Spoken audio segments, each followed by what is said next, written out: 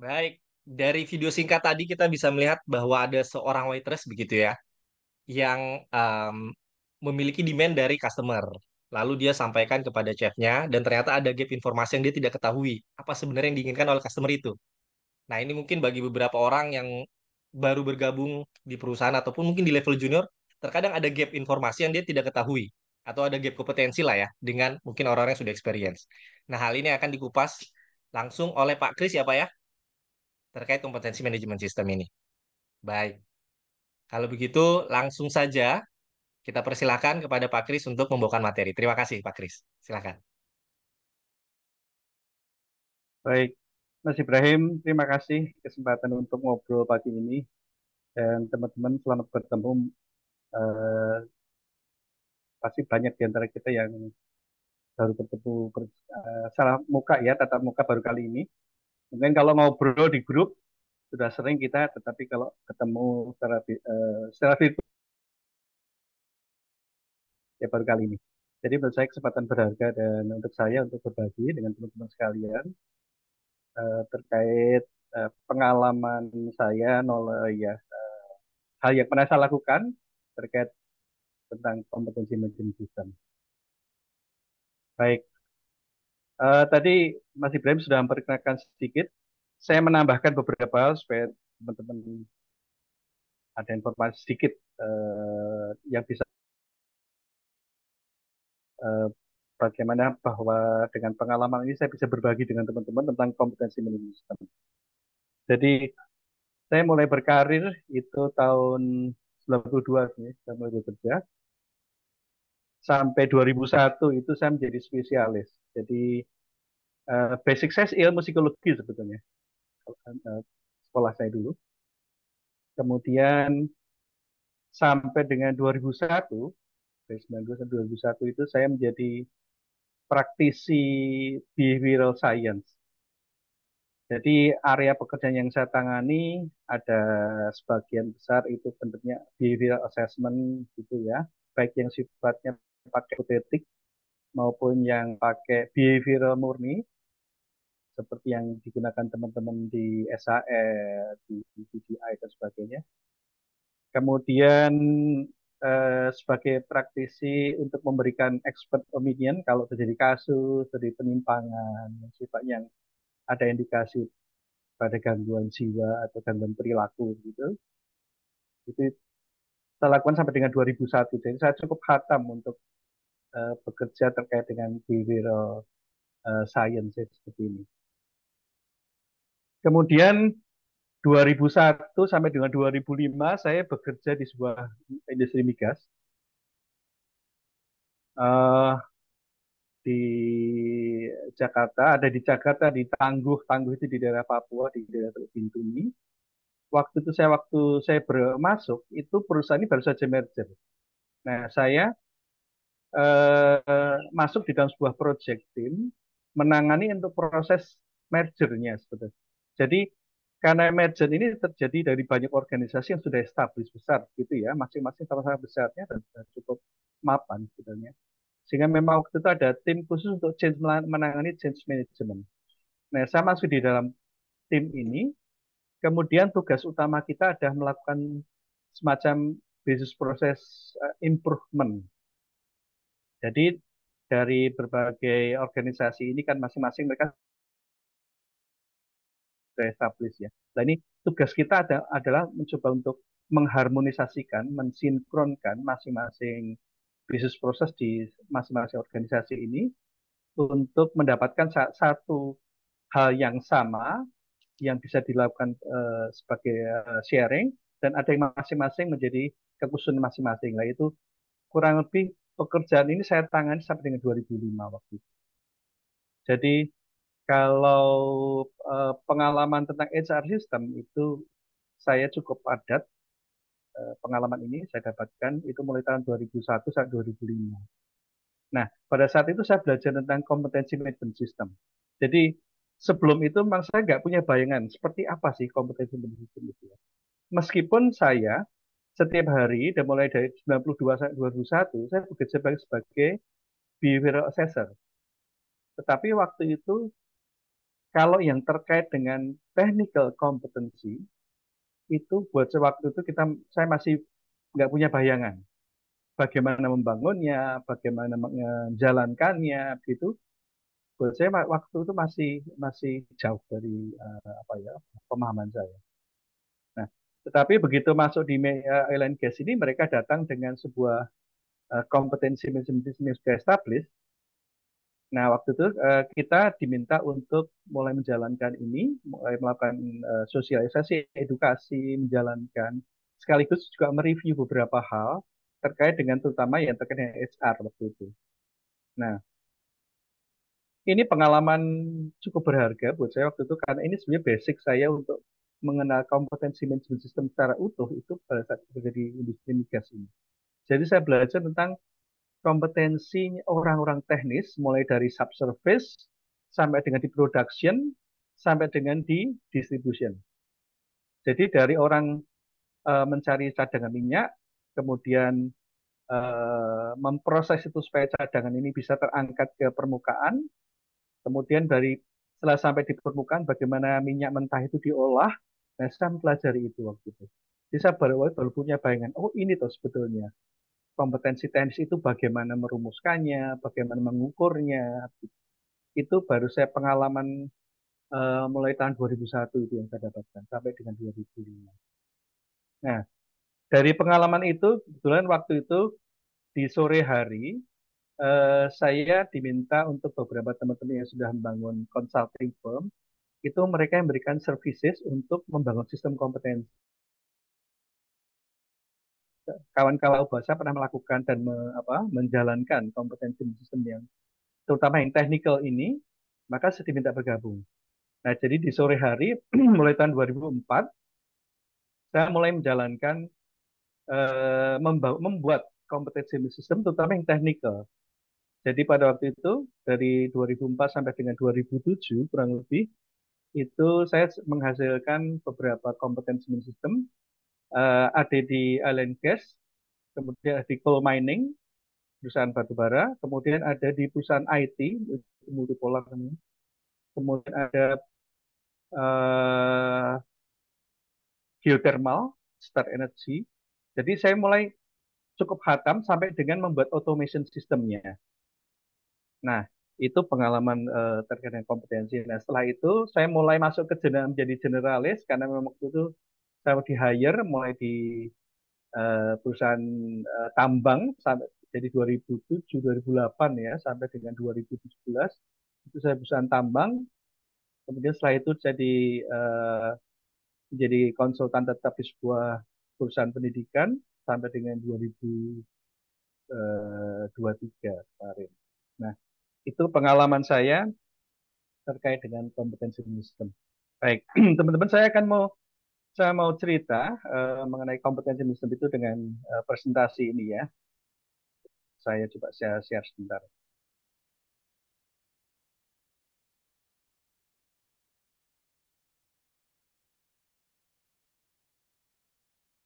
Pak Kris, maaf, mungkin kita untuk presentasinya 30 menit cukup Kak, Pak?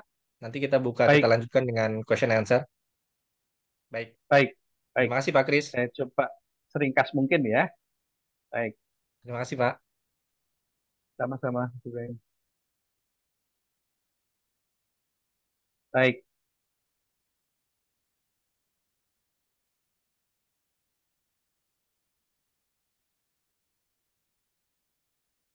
baik, teman-teman sekalian. Saya mulai dari yang awal dulu mengenai kompetensi secara konseptual. Jadi kalau bicara tentang,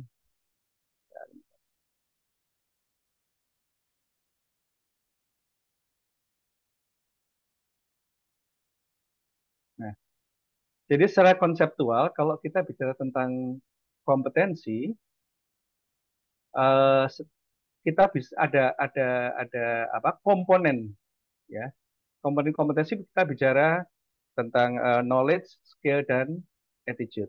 Nah, ini salah satu ahli yang Bu Yatsis itu salah satu ahli kompetensi yang paling banyak dikutip dan yang memulai juga tentang topik kompetensi manajemen sistem itu. Jadi dia katakan kompetensi ada suatu kemampuan yang mengarahkan seseorang untuk berperilaku supaya dia bisa memenuhi tuntutan suatu jabatan. Nah, ada dua hal untuk bisa memenuhi jabatan bahwa pemenuhan itu dibatasi oleh parameter tertentu dan memberikan hasil yang diinginkan. Jadi ada dua unsur yang penting yang mesti diingat mengenai tentang kalau kita bicara kompetensi ilmu sistem. Yang pertama ada parameternya, jadi artinya bahwa seseorang itu dianggap kompeten tidak hanya pada saat dia bisa bekerja, tetapi dia bisa bekerja dalam parameter-parameter, ada batasan parameter tertentu.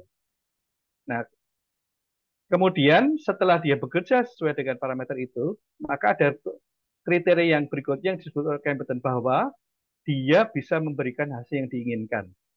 Ini ada dua kriteria yang dianggap bahwa seseorang dianggap memiliki kompetensi. Jadi kenapa harus ada dua parameter ini? Ada parameter dan ada hasil yang diinginkan, ya.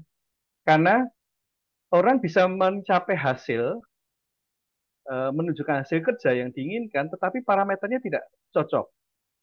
Nah, ini juga dianggap tidak kompeten. Bisa juga orang sudah bekerja sesuai dengan parameter tertentu, tetapi dia tidak melakukan kontrol, maka hasilnya tidak sesuai yang seperti yang diinginkan. Nah, ini juga tidak dianggap tidak kompeten. Maka ada dua hal yang selalu beriringan. Jadi pada saat orang yang kompeten bahwa dia bekerja sesuai dengan parameter tertentu dan memberikan hasil yang diinginkan. Jadi dua hal ini selalu dijalan secara beriringan. Ini konsep kompetensi yang dimunculkan oleh Bu Yatsis. Nah,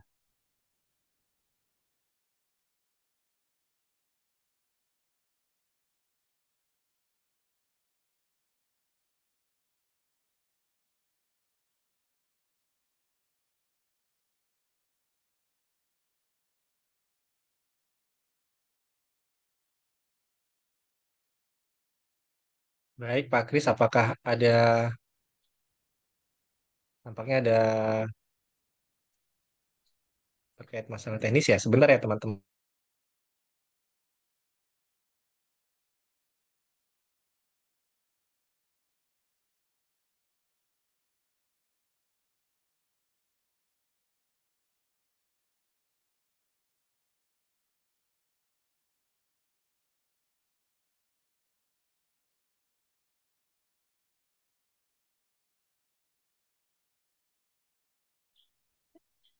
Oke, baik, Bapak Ibu, rekan-rekan kita menunggu Pak Kris untuk kembali bergabung. Oke, bergabung lagi di Zoom ini ya. Sebelumnya mungkin saya share bahwa acara ini diprakarsa oleh ODID. Mungkin kebanyakan teman-teman bergabung atau mengetahui informasi ini melalui grup, baik WhatsApp ataupun grup Telegram dari ODID. Jadi mungkin yang belum bergabung, silahkan nanti kontak Mas Erdo atau nanti kita share ya untuk bisa bergabung di grupnya by WhatsApp ataupun by Telegram. Karena memang informasi yang di-share di situ sangat banyak dan juga bisa dikatakan daging ya, bergizi protein semua begitu. Baik, saya make sure dulu untuk Pak Kris.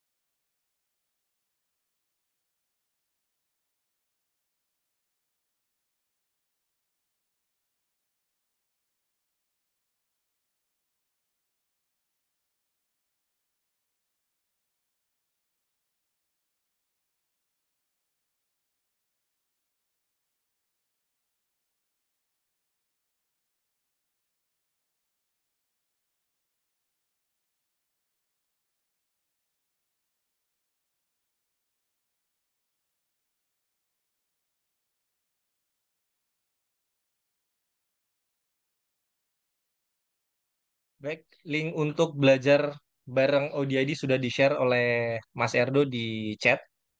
Teman-teman bisa langsung join. Di situ banyak yang diskusikan ya. Tidak hanya terkait OD, tentu terkait human capital atau human resource secara general. Lalu kadang juga kita juga sharing-sharing terkait opportunity di sana. Dan mungkin rekan-rekan sebelumnya sudah banyak kelas yang diadakan oleh DID, baik itu offline ataupun online.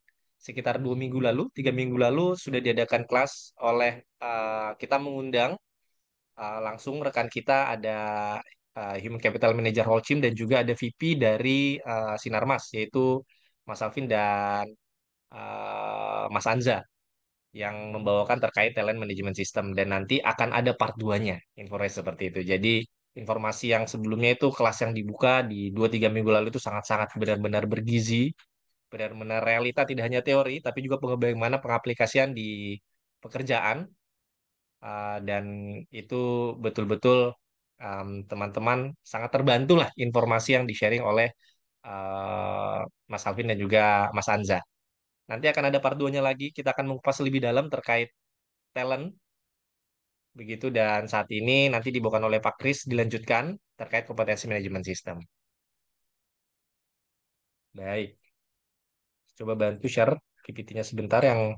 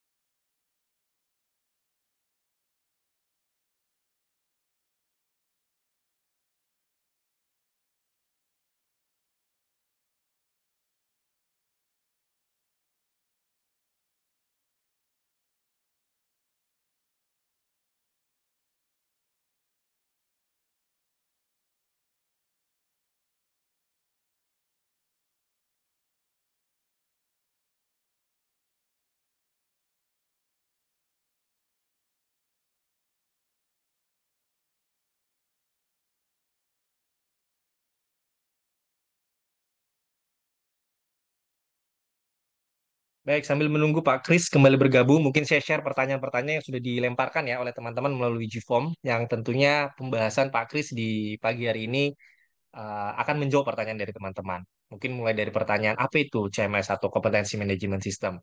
Lalu ada yang juga bertanya bagaimana optimalisasi penggunaan kompetensi pada peningkatan produktivitas karyawan. Nah, ini menarik nih. Lalu mungkin apakah kompetensi manajemen sistem di startup dan di perusahaan konvensional itu berbeda? Kalau berbeda tuh apa perbedaannya? Ada juga yang bertanya bagaimana terkait update kamus kompetensi sesuai kebutuhan organisasi. Bisa jadi kamus kompetensi berubah karena mungkin bisa jadi target perusahaan ataupun bisnis perusahaan itu berubah.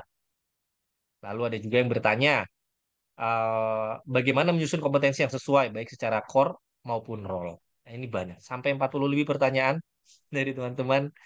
Jadi terima kasih atas mungkin excitement-nya ya terkait program ini. Ada yang bertanya juga cara internalisasi kompetensi. Tips strategi membangun kompetensi manajemen sistem yang mana pegawai mungkin masih menggunakan pola tradisional atau pola lama. Wah, ini menarik nih untuk dikupas. Ini memang pertanyaan-pertanyaan realita yang kita temukan di lapangan ya, Bapak Ibu.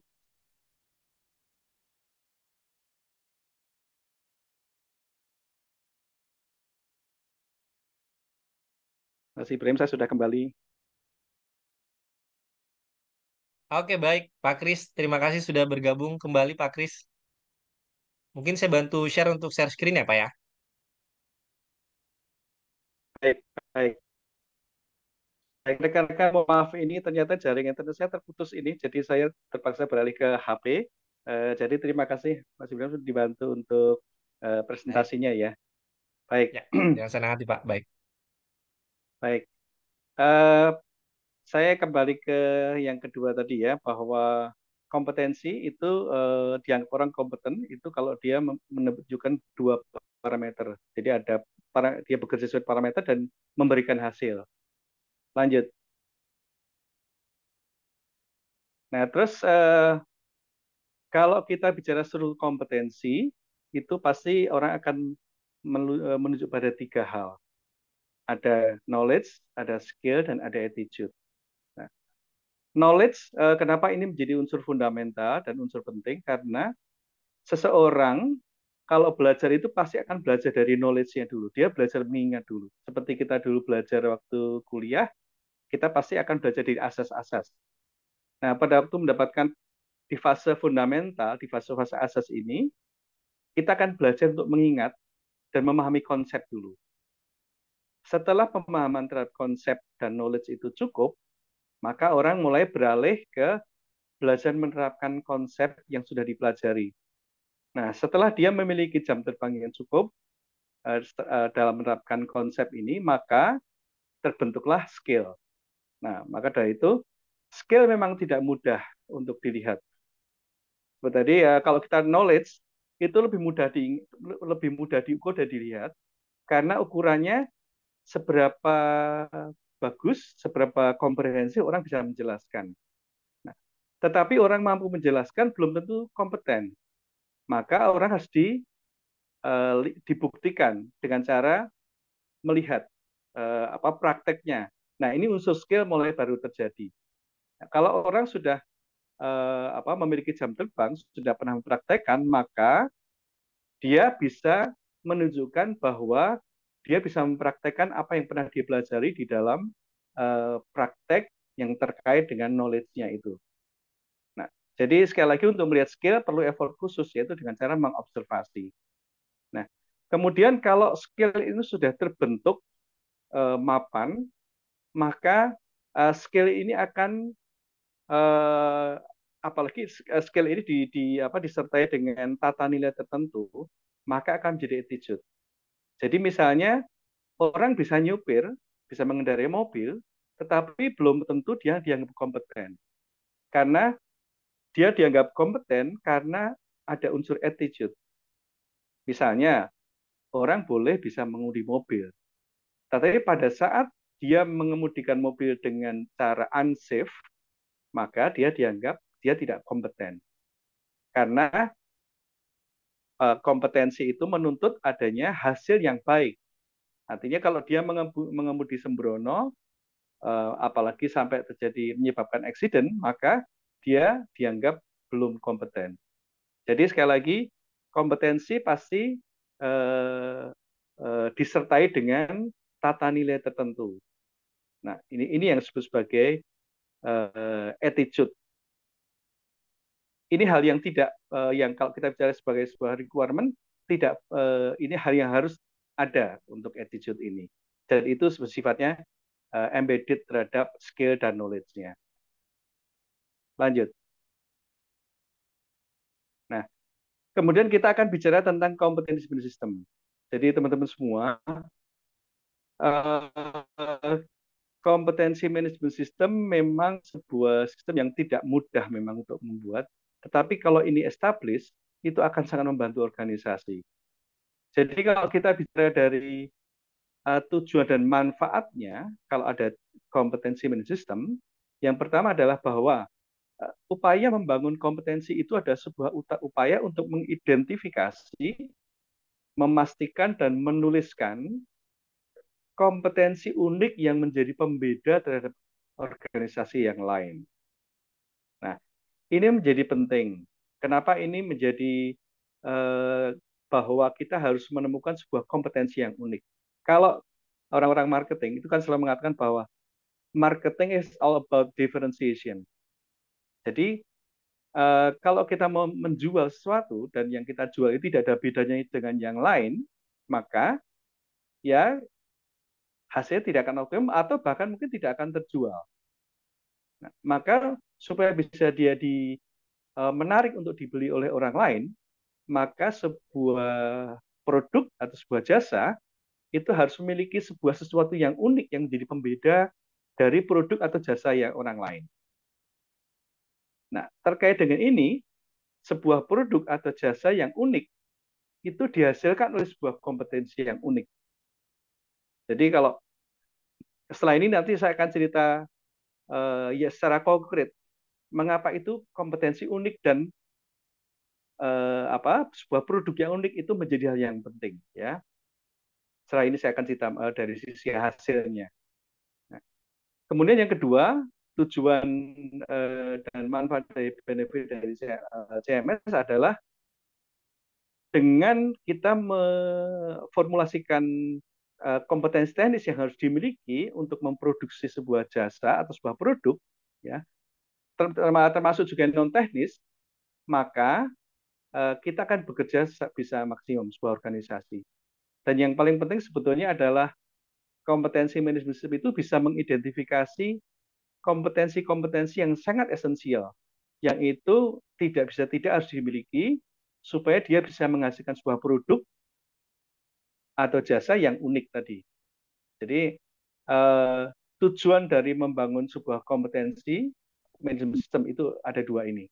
Nah, di dalam sebuah praktek HR manajemen, kalau kompetensi manajemen sistem itu bisa dibangun, bisa establish, maka ini akan menguntungkan sekali.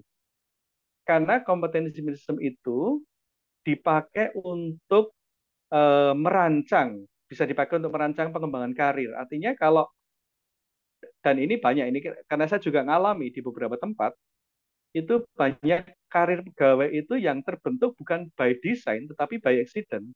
Artinya pegawai itu bertumbuh itu dengan cara masing-masing, dengan training yang dirancang sendiri, didapatkan sendiri, sehingga dia terbentuk ya bukan sekali lagi bukan dengan rancangan tertentu, tetapi ya sudah sesuai apa yang dia temukan, apa yang dia peroleh, maka dia akan bertumbuh seperti itu karirnya dan kompetensinya ya. Nah, pasti ini akan jadi masalah besar kalau untuk organisasi besar yang harus berkompetisi ya. Uh, Maka dari itu, kalau kita memiliki kompetensi sistem yang rapih, maka kita bisa merancang karir pegawai itu berdasarkan kompetensi yang memang harus ada, harus terbentuk di organisasi maupun di masing-masing fungsi dari seorang pegawai di fungsinya masing-masing. Kemudian kompetensi manajemen itu juga dipakai kalau ada ya, kalau kita bicara eh, performance management system dan apresiasinya nanti kalau kita dalam bentuk kompensasi compensation benefit ya, orang banyak bicara tentang sistem meritokrasi atau bahwa seseorang itu diapresiasi berdasarkan kompetensinya dan hasil kerjanya. Itu kan yang performance management system yang seharusnya. Tetapi dalam banyak kasus kita tidak punya panduan kalau tidak ada kompetensi management sistemnya. Artinya bagaimana seseorang itu uh, harus dibedakan dalam hal penghargaan maupun pengelolaan kalau kita tidak punya tidak punya tuntutan kompetensi untuk di setiap jabatan. Jadi kalau kita memiliki kompetensi manajemen sistem ini, maka kita bisa menempatkan orang sesuai dengan apa setelah dirancang ya, setelah karirnya dirancang, setelah pengembangan kompetensi dirancang, maka kita bisa menempatkan orang sesuai dengan jabatannya, sesuai dengan tuntutannya, sekaligus nanti pada waktu kita bicara tentang sistem kombennya, maka orang akan bisa diberikan apresiasi sesuai dengan kompetensi yang memang dimiliki. Jadi kalau kita bicara sistem manajemen meritokrasi ya, maka kita akan bisa menghargai seseorang sesuai dengan apa yang bisa dilakukan dan apa yang sudah dia tunjukkan. Nah, itu keuntungan kalau kita bicara kompetensi sistem yang sudah ada terkait dengan pengelolaan performa. Kemudian yang paling penting lagi itu terkait dengan succession management. Uh, Sebuah perusahaan yang besar yang ingin bahwa organisasinya itu sustain, maka dia harus memiliki sebuah mekanisme di mana jabatan-jabatan pokok ya itu tidak boleh terganggu karena orangnya tidak ada. Entah tidak ada karena apakah karena pindah gitu dipindah ke organisasi lain atau mungkin yang lebih parah lagi misalnya dia tidak mampu secara fisik karena accident atau mungkin meninggal dunia begitu ya. Dan organisasi terganggu gara-gara dia nggak ada. Ini adalah organisasi yang bermasalah. Maka dari itu, sebuah organisasi yang besar itu sudah menyiapkan, terutama untuk posisi-posisi kunci, dia sudah memiliki 2 atau 3 successor. Jadi setidak-tidaknya sudah ada uh, calon pengganti layer pertama, calon pengganti layer kedua. Nah, untuk kalau kita memiliki kompetensi management system, di mana kita sudah punya untuk jabatan tertentu itu kita sudah punya profil jabatannya, maka untuk calon penggantinya kita juga akan bisa menyiapkan secara sistematis. Artinya bahwa bagaimana kita mencari orang dan mengembangkan orang untuk menduduki jabatan tertentu di satu waktu tertentu ya, itu kita bisa rancang sesuai dengan mengarah pada profil kompetensi yang nanti suatu saat akan dituju. Nah, artinya setelah orang ini di-develop sesuai dengan career path yang sesuai, maka kapan saja suatu saat gitu ya, tiba-tiba pejabat yang menuju satu jabatan tertentu dia tidak aktif atau tidak ada di tempatnya, maka orang successor yang layer pertama dia bisa segera menggantikan.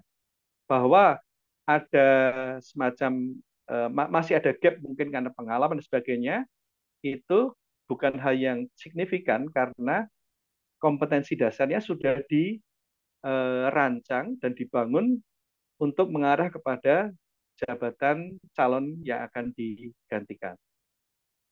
Nah, ini manfaat kalau kita memiliki kompetensi sistem terkait dengan succession management atau succession planning. Lanjut. Nah, eh, tentang jenis kompetensi itu ada 2 kutub sebetulnya. Ada 4 kutub ya, tapi 2 kutub yang saling berseberangan. Jadi kalau kita bicara kutub pertama, kompetensi itu adalah mencerminkan karakteristik organisasi, dan yang di seberangnya itu mencerminkan karakteristik orangnya atau para pengawalnya. Nah, kemudian di kutub sebelah kiri kita, tangan kiri kita, itu ada kutub knowledge and skill.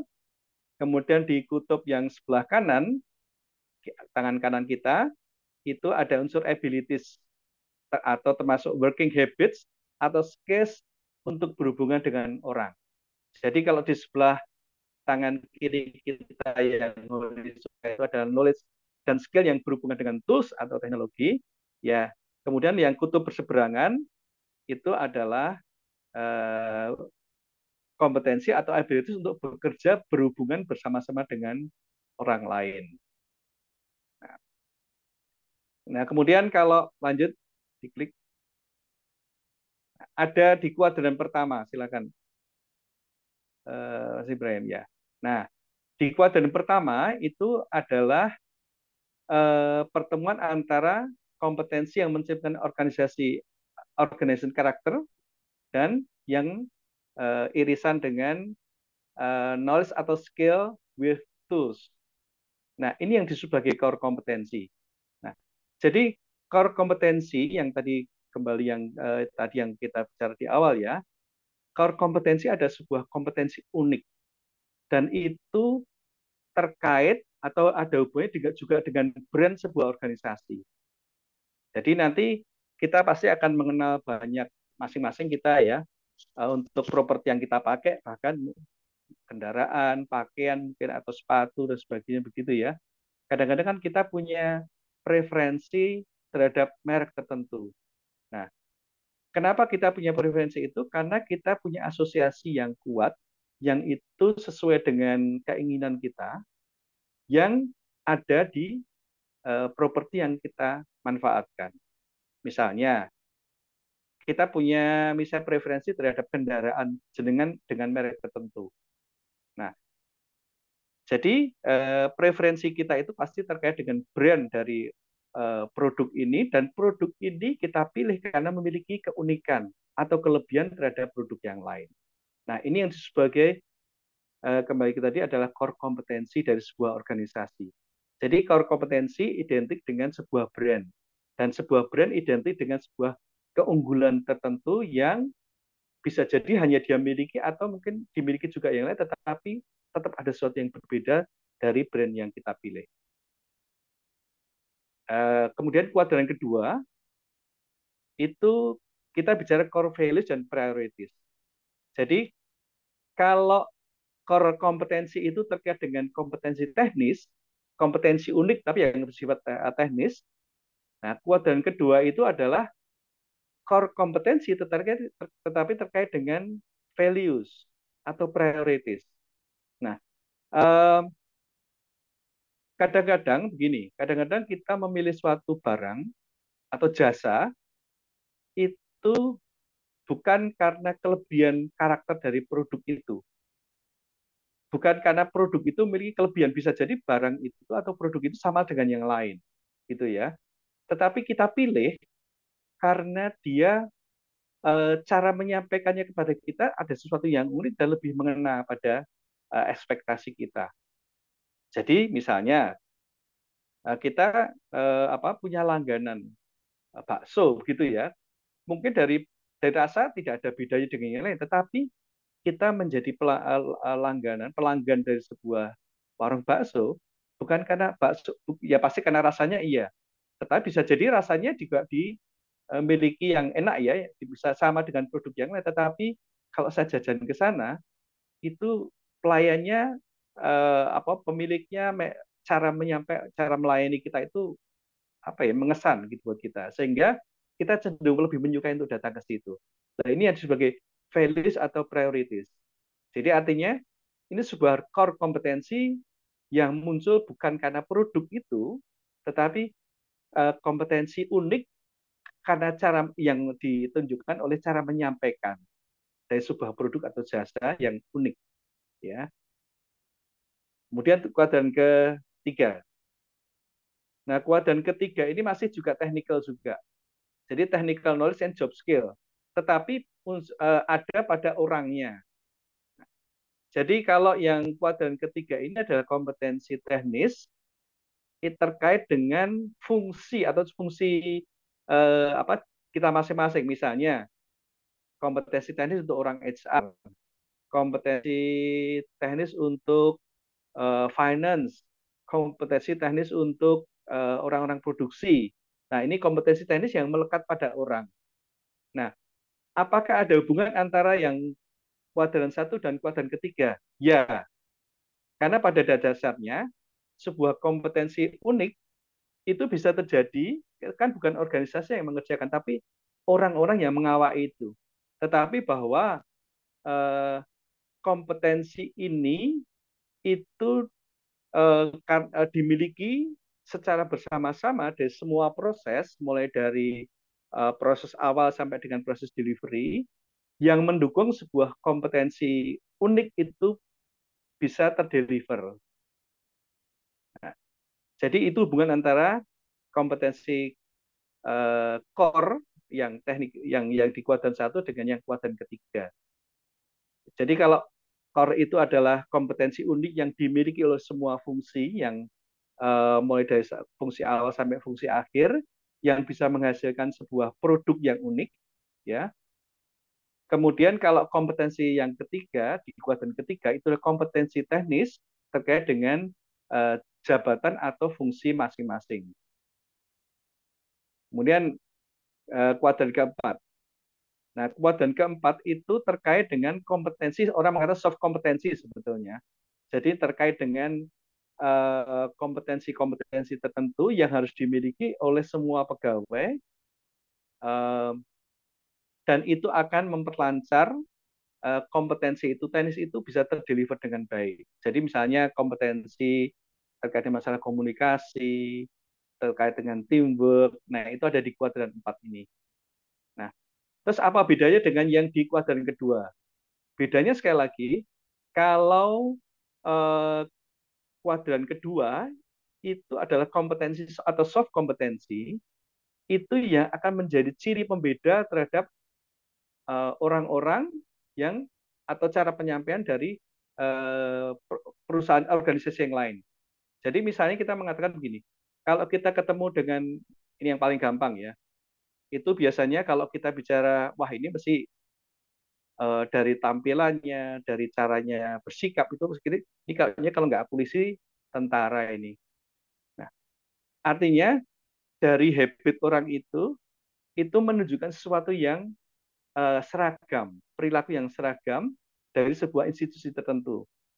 Nah, ini sama dengan itu dari sikap. Bisa jadi kadang-kadang kita bisa mengatakan kalau kita ada produk tertentu, misalnya jasa kurir ya, jasa pengiriman barang.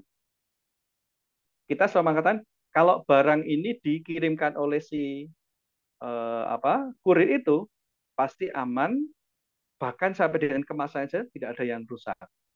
Nah, kenapa itu bisa terjadi? Karena itu ditangani oleh orang-orang yang memiliki kompetensi non teknis, ya, yang itu seragam itu dimiliki oleh semua pegawai.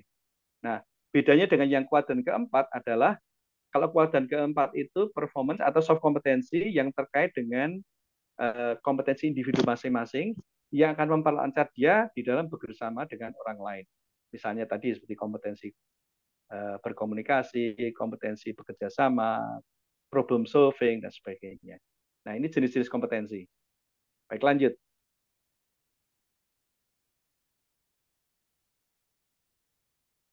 Nah, teman-teman sekalian, saya mau cerita tentang kompetensi ini langsung bicara hasilnya. Kalau hasil itu tidak akan pernah menipu. Tetapi bahwa sebuah hasil itu pasti didukung oleh sebuah proses dan input yang relevan dengan hasil ini. Jadi kalau kita melihat hasilnya, kita jangan pernah ragu bahwa hasil ini akan itu terjadi karena ada sebuah proses dan sebuah input yang sistematis yang mencerminkan hasil itu. Saya mau bicara tentang cerita tentang Ducati. Dulu saya senang nonton GP ini balapan motor ya.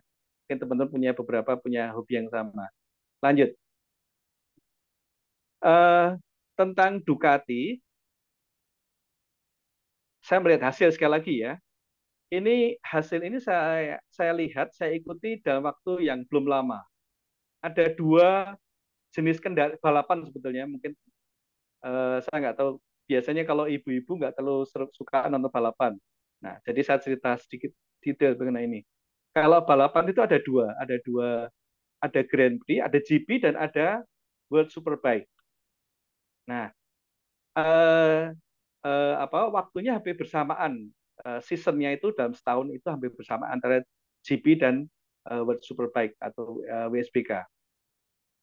Yang terdekat itu terjadi di GP dan Superbike itu di bulan September itu tanggal 10 September dan yang terakhir kemarin tanggal 1 Oktober. Itu ada dua balapan yang bersamaan di tempat yang berbeda. Tetapi hasilnya menunjukkan yang sama. Yang untuk GP itu yang Minggu tanggal 10 September itu semua pemenangnya mulai dari yang di podium 1, 2, 3, yang di San Marino itu semuanya pakai motor Ducati semua. Kemudian di saat yang bersamaan untuk yang bersuperbike itu ada Alvaro Bautista, ada Toprak Ratgaslioglu ya, ada Jonathan Rea itu tanggal 10 September juga di yang World Superbike itu nomor 1 Ducati, nomor 2 baru Yamaha, 3 Kawasaki. Nah kemudian di kurang lebih ya hampir bersamaan yang satu ada GP India tanggal 1 Oktober 2023 itu pemenangnya adalah si Martin, Bagnaia dan Marquez. Martin dan Bagnaia, Francisco Bagnaia itu Ducati motornya. Hanya yang ketiga saja dia menggunakan Honda untuk yang GP India tanggal 1 Oktober. Nah, yang World Superbike yang di Portugal itu juga sama, pernah tetap nomor 1 itu Ducati lagi. Nah, artinya memang Ducati ini memang memiliki sesuatu yang unik yang bisa mengalahkan yang lain. Nah, kenapa itu bisa terjadi seperti ini? Dan ini hasilnya konsisten ya, karena saya ngikuti balapan itu mulai tahun 2000, waktu zamannya Valentino Rossi dengan Casey Stoner. Itu hasilnya kurang lebih mirip seperti ini. Nah, apa yang unik dari Ducati ini dibandingkan sepeda motor yang lain? Lanjut. Nah, jadi kalau kita bicara sejarahnya, sebetulnya Ducati itu bukan pabrik motor sebetulnya awalnya. Jadi di Italia di tahun 2019 1926 ya, sebetulnya Ducati itu pabrik radio sebetulnya. Waktu itu untuk radio perang, radio komunikasi. Nah, dia baru membangun pabrik untuk sepeda motor itu tahun 46. Itu produk pertama diberi merek, diberi apa jenis namanya Cucciolo. Itu adalah produk pertama sepeda motor dia. Nah, produk ini kemudian saya nggak tahu persis ya kenapa tiba-tiba mereka dari produsen radio menjadi produsen motor. Apakah itu tiba-tiba mereka mendapatkan orang yang memang ahli bikin motor, gitu ya? Ataukah sebetulnya mereka punya background engineer yang awalnya merancang radio, tetapi dia juga karena punya apa keahliannya juga dia bisa merancang sepeda motor. Saya nggak tahu persis ya. Kenapa tiba-tiba ada kompetensi baru dari membuat radio akhirnya menjadi membuat sepeda motor. Ini yang saya belum temukan informasi itu. Tetapi yang pasti tahun 46 berarti sudah 20 tahun setelah membuat produk radio, mereka mulai memproduksi sepeda motor. Nah, hanya dalam waktu kurang lebih sekitar 22 tahun, jadi mulai tahun 1968, mereka memproduksi Ducati Scrambler. Ini sepeda motor mereka pertama kali yang akhirnya belum tidak lama, tahun 72, jadi dalam waktu 4 tahun setelah mereka produksi sepeda motor yang relatif lebih complicated, mereka langsung menang balapan di Imola di Amerika. Kemudian setelah itu dilanjutkan dengan balapan Superbike, itu mereka juga menang tahun 72. Nah, kemudian setelah itu Ducati hampir banyak di kesempatan di balapan sepeda motor itu tidak pernah keluar dari podium satu atau dua atau tiga sampai dengan sekarang. Nah, jadi eh, kenapa ini sebagai pabrikan baru ya dibandingkan agak lama ya sebenarnya ini Ducati ini kalau dibandingkan misalnya BMW begitu ya, motor BMW atau motor Harley Davidson, mereka sebetulnya Ducati ini pemain baru sebetulnya.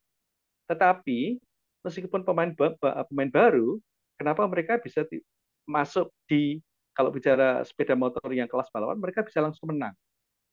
Nah, ini yang akan muncul di slide berikutnya. Nah, jadi yang membedakan begini. Ya lanjut yang tadi Mas Ibrahim. Jadi kenapa Ducati ini mereka bisa bisa membuat sebuah produk kendaraan yang memang disiapkan untuk menang balapan. Jadi sejak pertama ternyata pada waktu mereka mulai merancang untuk kendaraan sepeda motor, sebenarnya hanya mereka bikin sepeda motor ya, mereka tidak punya mobil, mereka bikin sepeda motor.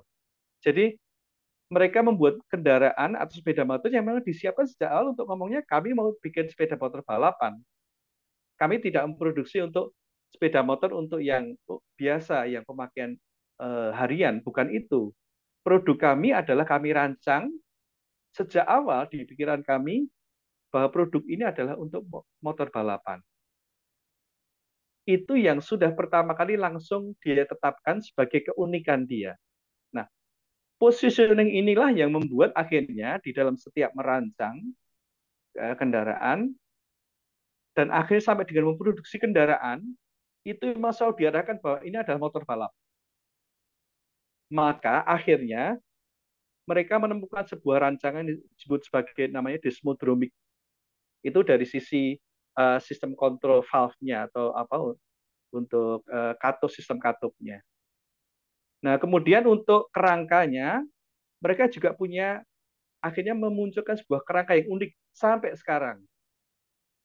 Kemudian mereka juga mempunyai konstruksi mesin yang juga unik.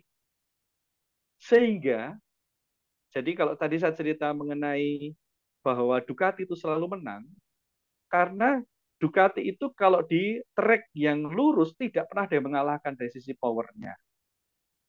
Itu selalu terjadi di dua balapan yang terakhir kemarin ya, baik terutama yang di India itu satu lap terakhir itu si siapa si eh, eh, namanya adalah saya lupa si ini si pembalap yang Ducati itu selalu ada di belakangnya si Marquez. Tapi di lap terakhir begitu masuk di trek lurus dia tidak terkejar. Dia bisa mampu mengejar dan mampu mengalahkan dalam jarak yang cukup jauh. Yang di World Superbike juga sama di lap terakhir itu dalam tikungan terakhir meskipun dia kalah di sebelumnya, tapi begitu masuk ke trek lurus dia akhirnya bisa menang. Itu selalu terjadi seperti itu di balapan. Jadi artinya bahwa dan Ducati selalu dikenal bahwa adalah motor yang memiliki power yang sangat kuat sekali dan sulit untuk dikalahkan oleh sepeda motor yang lain. Kita bicara apakah itu Honda, apakah Kawasaki ataupun Yamaha. Nah, sehingga kalaupun nanti ada sepeda motor yang menang, sepeda motor merek yang lain yang menang, itu bukan karena powernya menang, tetapi karena pengendaranya dia punya sesuatu yang berbeda, yang bisa mencuri sehingga dia bisa punya keunikan sehingga meskipun powernya kalah, tetapi dia bisa menang karena keunggulan tertentu. Jadi kalau teman-teman yang senang balapan ya, oke, okay. Baik. Uh, itu keunikan dari sepeda motor dari Ducati. Nah, lanjut. Nah, kenapa Ducati bisa muncul seperti itu ya? Karena begini. Jadi sejak awal, seperti tadi saya katakan posisinya memang berbeda dibandingkan dengan Harley Davidson. Jadi kalau tadi kan Ducati mengatakan kami memang spesialis untuk motor balapan, kami tidak membuat motor yang umum. Berbeda dengan Harley Davidson. Harley Davidson tidak pernah ada sepeda motor Harley yang ikut balapan, nggak ada. Karena memang dia memposisikan diri sebagai motor besar. Motornya dia itu cc-nya besar semua. Dari yang terkecil hanya punya motor cc 750 cc. Selebihnya 1200 cc sampai 2000 cc. Semuanya begitu. Kemudian Harley juga sepeda motor yang custom.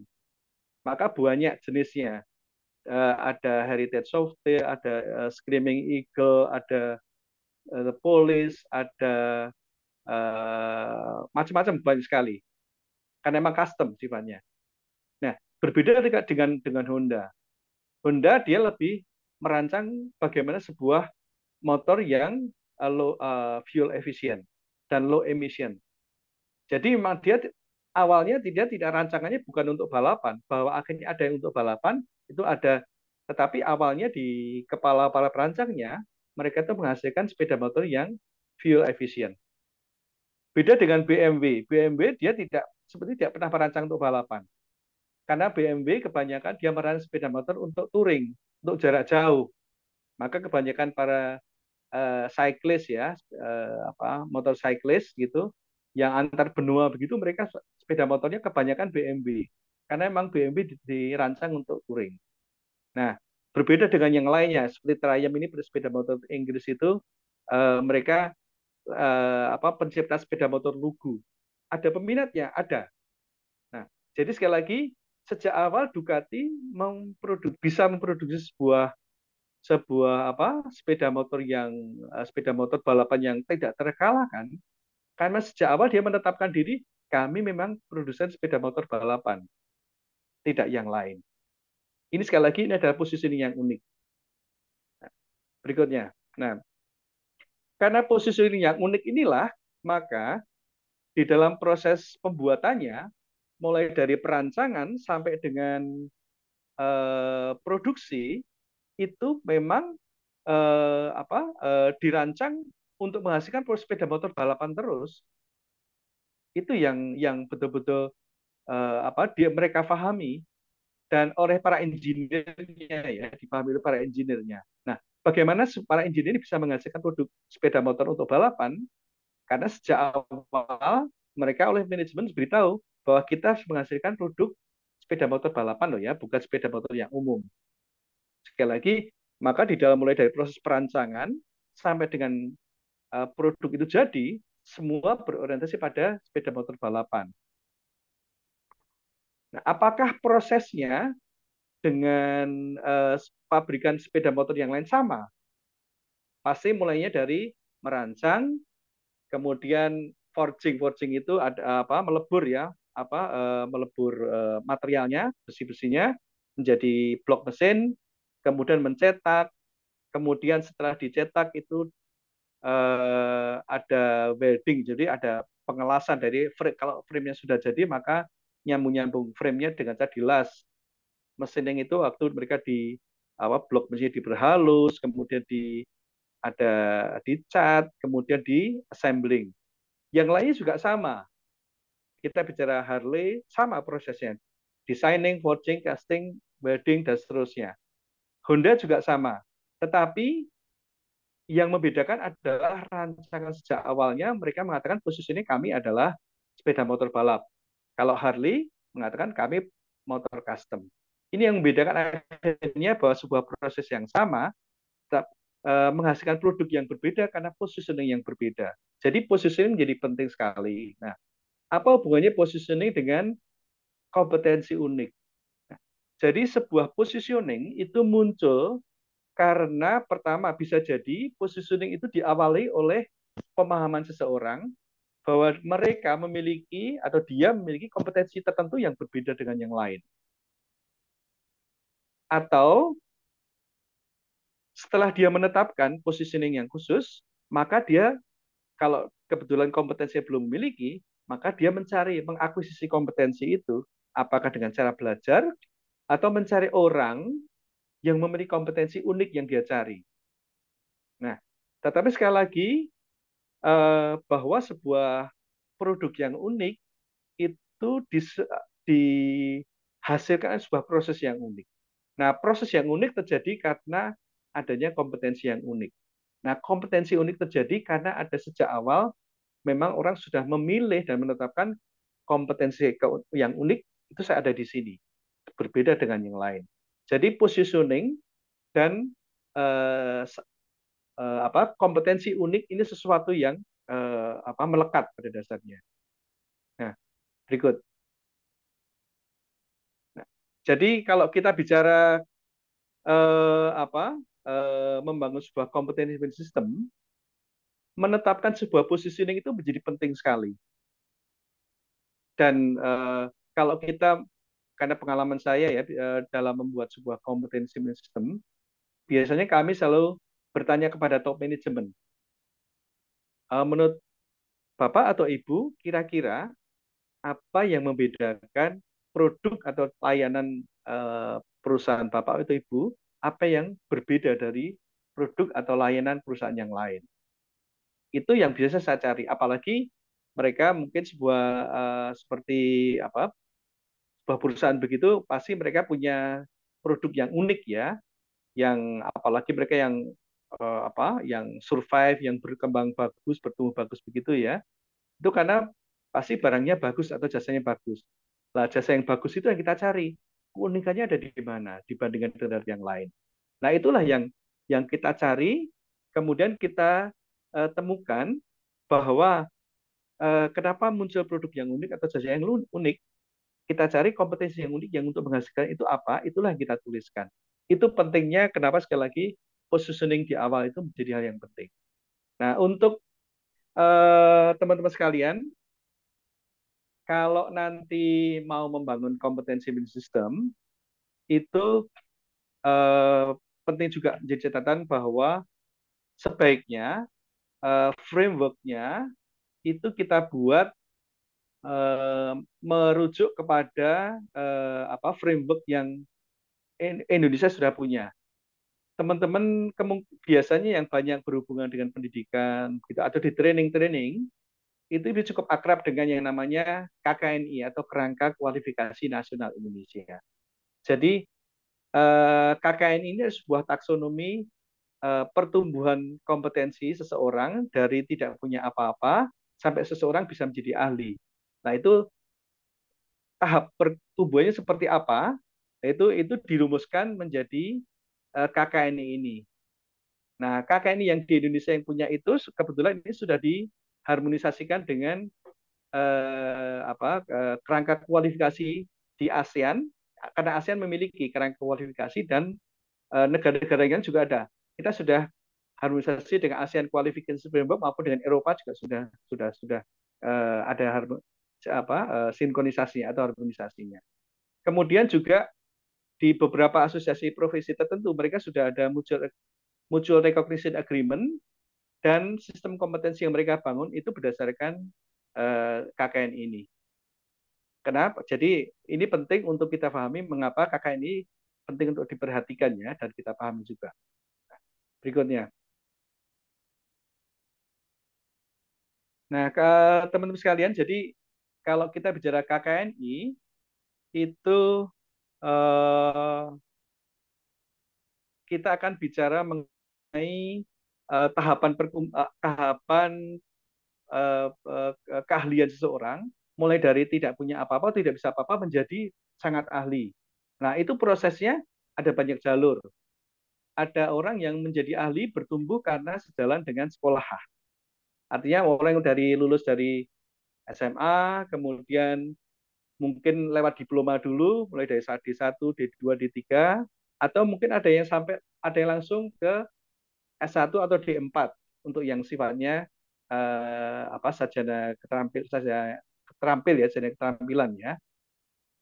Nah, jadi ada yang orang bertumbuh keahliannya karena sekolah, tetapi ada juga orang yang menjadi ahli bukan karena sekolah, tetapi karena pengalaman kerja dan pengalaman training.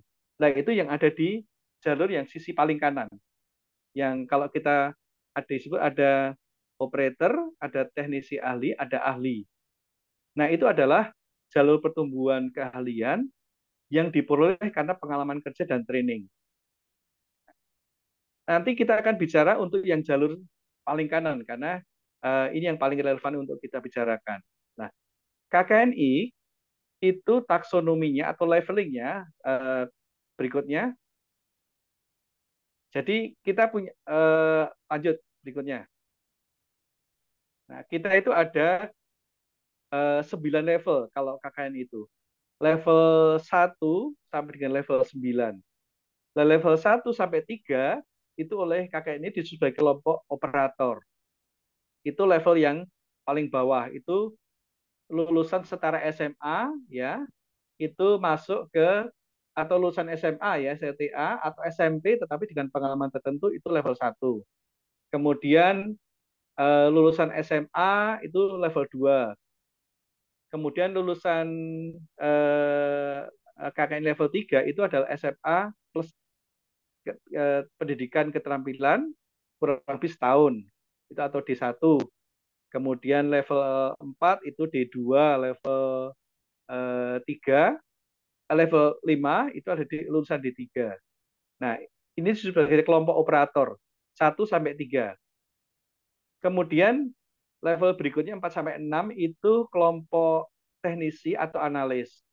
Itu kurang lebih kalau kita bicara lulusan sekolah, itu setara dengan lulusan D3 atau sarjana yang masih sarjana S1 atau D4 yang belum ada pengalaman. Itu antara level 4, 5, dan 6. Nah, kemudian kalau sudah punya profesi, di dalam profesi itu level 7 dan berikutnya 7, 8, dan 9 sampai dengan yang paling ahli itu S3, itu level 9. Nah, kalau kita yang bukan melalui sekolahan, itu di setiap level, kalau di KKN itu ada deskriptornya, ada kriteria perilakunya. Boleh lanjut uh, slide berikutnya. Nah, nanti teman-teman silakan belajar tentang mundur satu lagi. Ya, maju. Ya, deskriptor. Nah, di setiap level itu ada deskriptornya, ada indikator tuntutan perilakunya. Jadi nanti ada tuntutan kalau di level 1 itu dia dari sisi knowledge dia harus memiliki apa, dari sisi keterampilan dia memiliki apa. Berikutnya seterusnya sampai dengan level 9.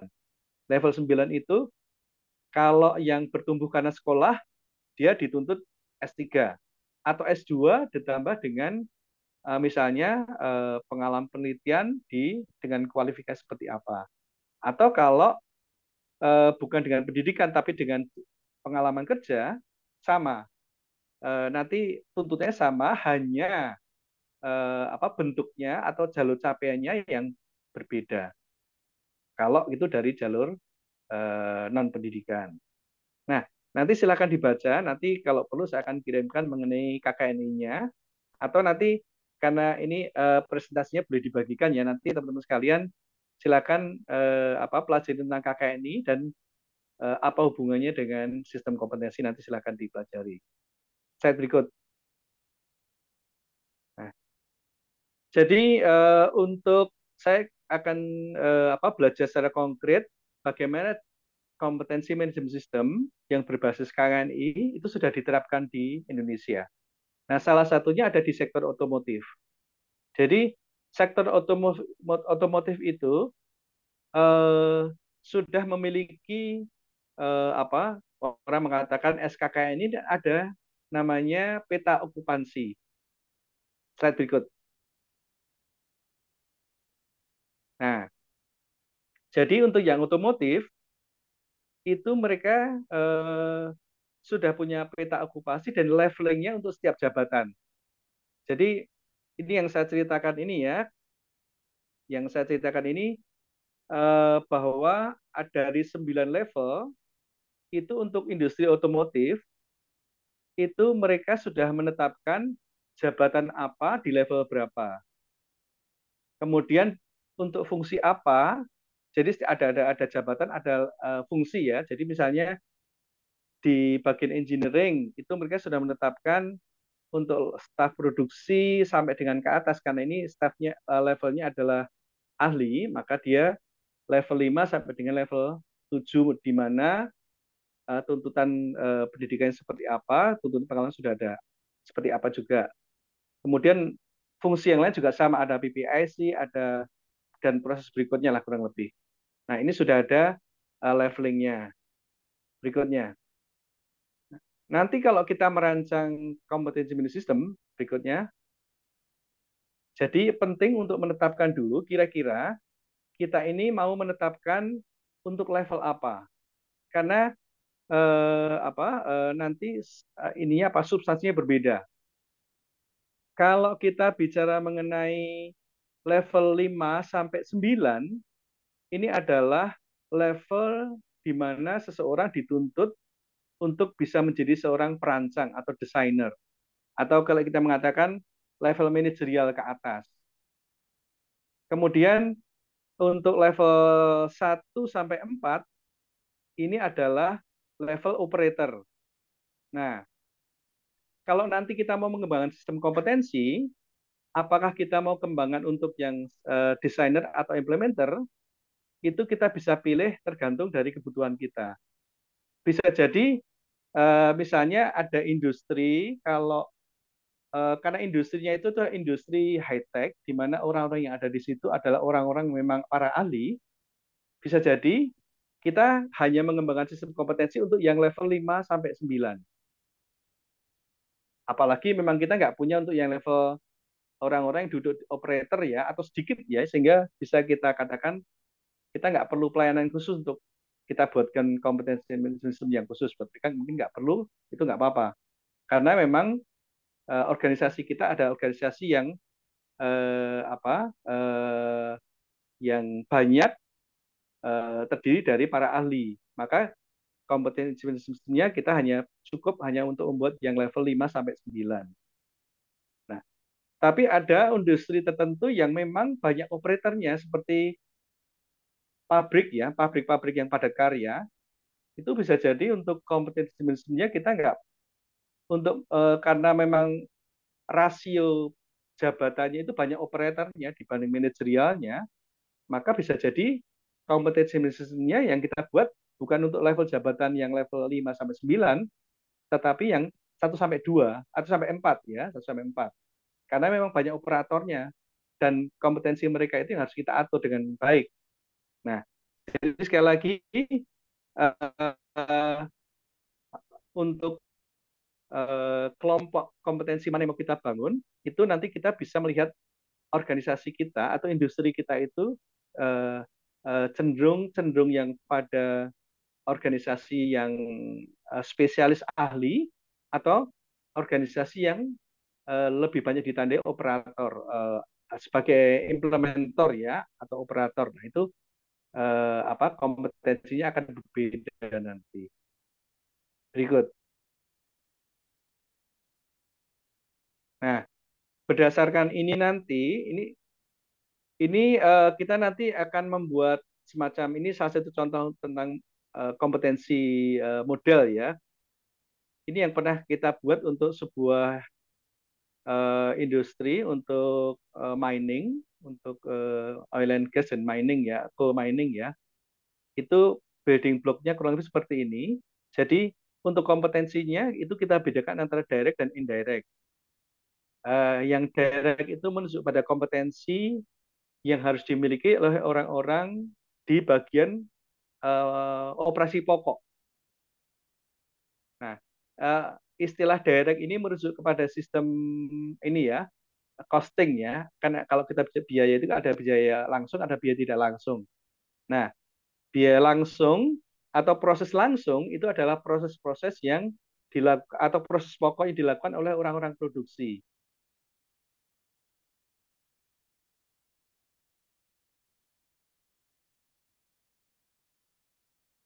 Kalau ya, nah kalau yang kompetensi yang indirect adalah kompetensinya orang-orang support. Jadi finance, HR, marketing dan sebagainya. Ini untuk yang kompetensi yang dibangun untuk orang-orang indirect. Ini menunjuk kepada tadi orang-orang yang dibiayai oleh biaya tidak langsung atau overhead ya atau indirect. Nah, ini pengelola seperti ini. Nah, kemudian ada kelompok kompetensi sebagai foundation. Nah, kompetensi foundation adalah kompetensi yang sifatnya non teknis atau biasanya disebut soft kompetensi yang dimiliki oleh semua organisasi, seluruh orang yang ada di perusahaan atau di organisasi itu tanpa memandang jabatannya apa atau spesialisasinya apa, dia memiliki kompetensi itu. Kemudian yang paling atas yang berwarna biru, yang strategik, itu adalah kompetensi biasanya kompetensi yang diperuntukkan atau yang dituntut dari orang-orang di level tertentu, biasanya manajer ke atas. Ini salah satu model nanti yang bisa apa sebagai acuan juga di dalam merancang sistem kompetensi. Berikutnya. Nah, kembali ke sistem otomotif tadi ya. Jadi sekali lagi kita bicara positioning itu ditentukan sejak awal itu menjadi hal yang penting karena positioning inilah yang nanti akan menentukan kira-kira kompetensi apa yang unik yang harus kita miliki untuk memproduksi sebuah produk atau jasa yang unik yang berbeda dari yang lain. Meskipun proses yang dilalui itu ada dikerjakan sama dengan organisasi yang lain atau sama dengan perusahaan yang lain, tetapi karena kita memiliki proses yang unik yang dihasilkan oleh sebuah kompetensi yang unik, maka produk kita atau jasa kita akan menjadi unik juga. Lanjut. Nah, ini contoh untuk apa? Untuk kompetensi yang harus dimiliki. Nah, ini yang di sebelah kiri, klik berikutnya. Di sebelah kiri, ya. Nah, yang di bawah gambar ikon ini ya, ini adalah kompetensi yang harus dimiliki oleh para ahli atau para engineer. Itu nanti akan berbeda dengan yang di sebelah kanan.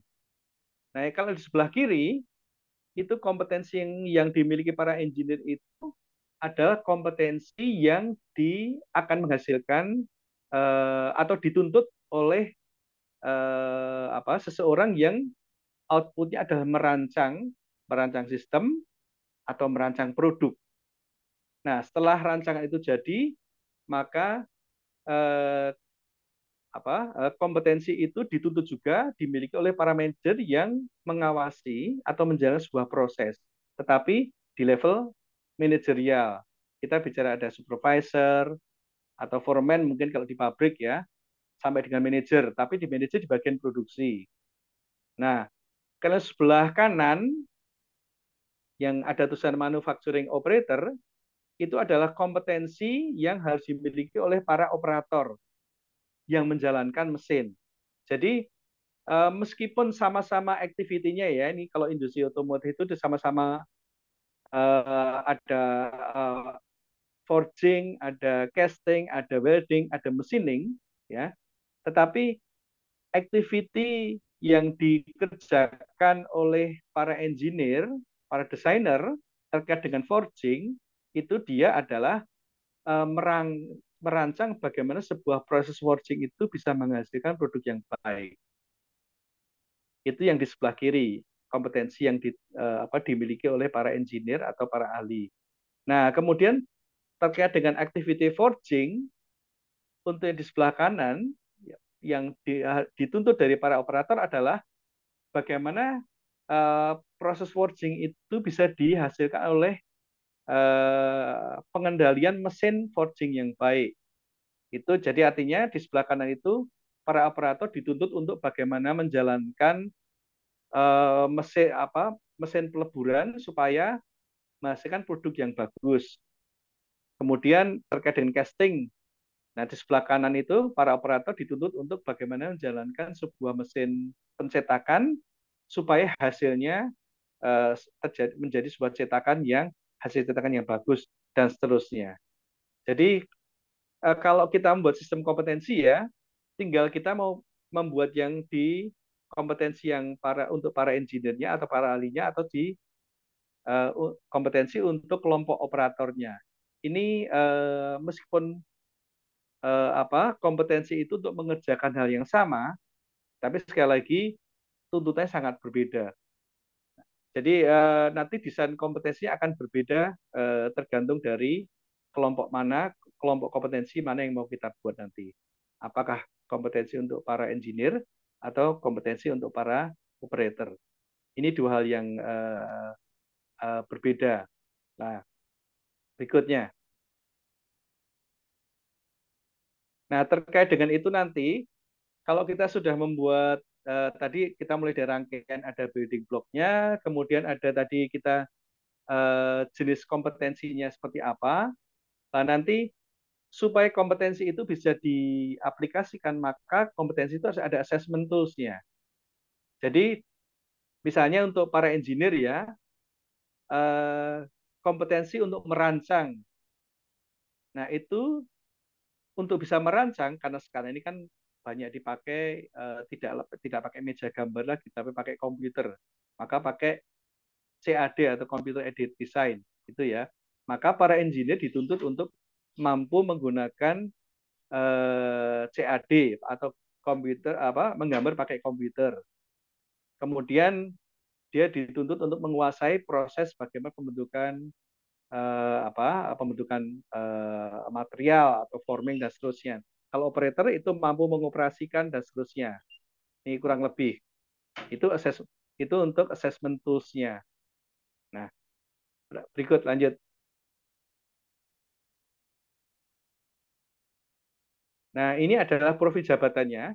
Nanti kalau kita sudah punya unit kompetensinya, kita juga dan sudah menentukan levelingnya, maka kita menentukan profil sesuai untuk setiap jabatan. Jadi misalnya jabatan untuk supervisor, forging, eh, kalau unit kompetensi bisa jadi sama antara antara manager forging dengan supervisor forging, tetapi levelnya berbeda. Nah, ini yang nanti akan kita harus dibuat ya untuk profil kompetensi setiap jabatan. Kemudian untuk operator juga sama-sama dia mengoperasikan alat, tetapi untuk senior operator dengan senior junior operator levelnya nanti mestinya harusnya berbeda. Ini contoh untuk profil jabatannya, untuk setiap jabatannya. Berikut. Ya, ini portofolio saya. Eh, jadi pengalaman membuat sistem kompetensi itu ada di beberapa perusahaan ini. Ada yang pertama di Brauke itu untuk coal mining, untuk kompetensi bisnis untuk coal mining. Yang kedua di Multipolar itu untuk IT, kompetensi bisnis untuk IT. Kemudian untuk FDK itu untuk kompetensi bisnis untuk pembuat baterai apa? Baterai kecil-kecil itu, jadi baterai yang khusus ya. Itu. Nah, kurang lebih ini portofolio saya. Jadi teman-teman sekalian, ini saya lakukan singkat. Mungkin perlu pendalaman dalam bentuk pertanyaan dari teman-teman sekalian. Kami persilahkan kira-kira. Gitu Mas Ibrahim kira-kira. Baik, terima kasih Pak Kris atas sharingnya yang begitu bergizi begitu ya. Langsung saja kita lempar kepada rekan-rekan jika ada yang mau bertanya, monggo langsung by chat. Atau kalau mau langsung ngomong juga boleh. Nanti silakan raise hand aja. Sambil menunggu pertanyaan, mungkin saya summary sedikit ya Pak ya. Jadi ternyata menentukan kompetensi manajemen sistem itu mulai dari top to bottom begitu Pak ya. Mulai dari visi misi sampai positioning tadi. Ini mungkin menjawab pertanyaan teman-teman untuk yang industri konvensional atau startup apakah berbeda? Nah, ini bisa jadi berbeda ya Pak ya. Karena terkait industrinya ataupun positioningnya pun berbeda. Hingga lalu di sini dari Pak Kris tadi menjelaskan ada langkah-langkahnya, mulai dari building block sampai lalu ada terkait prosesnya dan lalu ditentukan kompetensinya. Begitu. Lalu ada juga assessment tools-nya. Baik, Pak Kris, mungkin saya sambil menunggu kita membuka pertanyaan yang sudah di-share melalui GForm ya Pak ya. Baik, Baik, begitu banyak silakan. pertanyaan nih Pak. Nah Pak, eh, mungkin tadi belum dibahas atau mungkin bisa dibahas kembali Pak terkait company culture. Ada pertanyaan bagaimana membangun kompetensi manajemen within company's culture. Baik. Baik. Jadi kalau kita bicara organization culture atau company culture, itu kan perilaku yang muncul ya. Jadi dan biasanya terkait dengan kalau sudah ada culture tertentu, itu biasanya akan muncul eh, tercermin di dalam perilaku orangnya atau produknya atau jasa yang dihasilkan. Nah, tetapi untuk bisa menghasilkan sebuah produk yang memang didesain memiliki keunikan tertentu tadi ya, maka eh, produk ini kan harus dibangun oleh sebuah kompetensi yang memang menuju untuk bisa menghasilkan produk yang unik itu atau perilaku unik tertentu yang bisa mencerminkan brand atau karakter dari organisasi itu. Contoh paling gampang misalnya seperti gini. Kalau tentara itu kan sekali kelihatan ya kita jalan gitu kan kelihatan wah ini kalau nggak polisi tentara ini jalannya seperti itu mungkin potongan rambutnya seperti itu badannya polanya seperti itu ini kalau mesti tentara ini gitu ya.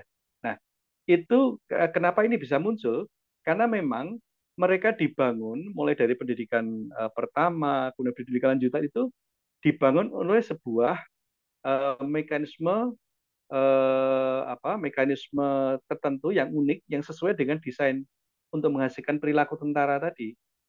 Kemudian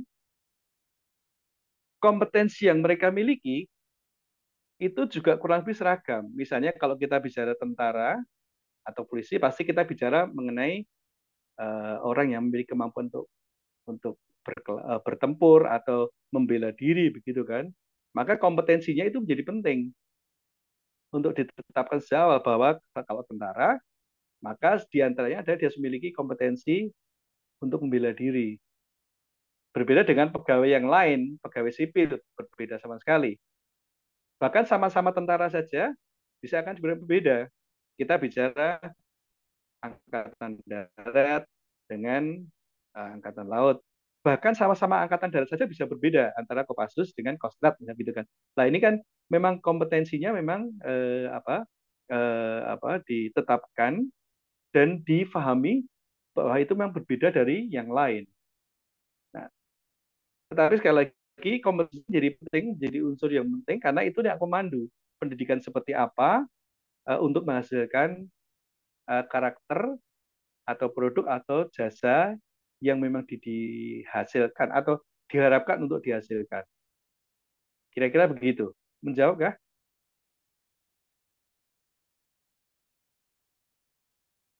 Oke, menjawab Pak. Ada pertanyaan lagi Pak, ini dari Yuni Andriani Dewi. Bagaimana cara mengukur keberhasilan CMS itu sudah teraplikasi Pak? Let's say kita sudah buat, Baik, lalu kita pengen tahu berhasil atau tidaknya begitu. baik. Pada prinsipnya untuk mengukur itu paling gampang dari outputnya, dari hasilnya. Artinya kan kalau kita bicara kesisteman itu kan sebuah output atau sebuah hasil itu dihasilkan sebuah proses. Nah, proses terjadi karena ada input. Nah, sebuah produk tertentu dengan ekspektasi tertentu pasti dihasilkan sebuah proses dengan sebuah proses yang berproses secara tertentu juga atau dirancang dengan metode tertentu. Nah, untuk bisa berproses secara dengan metode dengan metode tertentu, maka dia mendapatkan input yang tertentu. Nah, input itu salah satunya apa? Tadi kompetensi yang harus dimiliki. Nah, untuk memastikan apakah eh, kompetensinya itu sudah efektif atau belum, ya kita lihat produknya itu menghasilkan seperti produk itu dihasilkan seperti yang dirancang nggak atau yang diharapkan atau tidak. Atau kalaupun dihasilkan seperti diharapkan, apakah produk itu stabil nggak karakternya menunjukkan seperti karakter yang diharapkan. Nah, kalau semakin stabil produk itu, artinya sejak dulu misalnya kalau tadi ya, kalau dulu zaman saya dulu kalau beli sepatu, pasti kami itu selalu bikin sepatu bata. Karena dulu bata itu identik dengan awet. Itu dari kakak ke adik, itu diwariskan masih bisa. Nah, jadi kalau kita mengatakan sepatu yang awet pasti bata. Nah, sepatu bata itu dihasilkan sepatu yang konsisten awet dan itu betul-betul dialami oleh para customer-nya bahwa sepatunya betul-betul awet karena dihasilkan sebuah proses yang stabil dan input yang baik yang sesuai. Salah satunya adalah kompetensi yang sesuai untuk menghasilkan kalau bata itu artinya sepatu yang awet tadi. Dan itu konsisten terus-menerus seperti itu. Sampai sekarang sepatu bata masih ada. Kira-kira gitu. Menjawab kah? Baik, berarti memang harus ada produk akhir begitu Pak ya, dan itu kita berbicara quality begitu juga Pak ya. Pak, ada Ya, pertanyaan melalui chat ini Pak dari Mas Ranu F. Wahyudi. Selamat siang Pak Kris, ingin bertanya Pak, jika saya sedang merancang kompetensi teknik suatu direktorat yang terdiri dari beberapa departemen, apakah ada juga core kompetensi di dalamnya?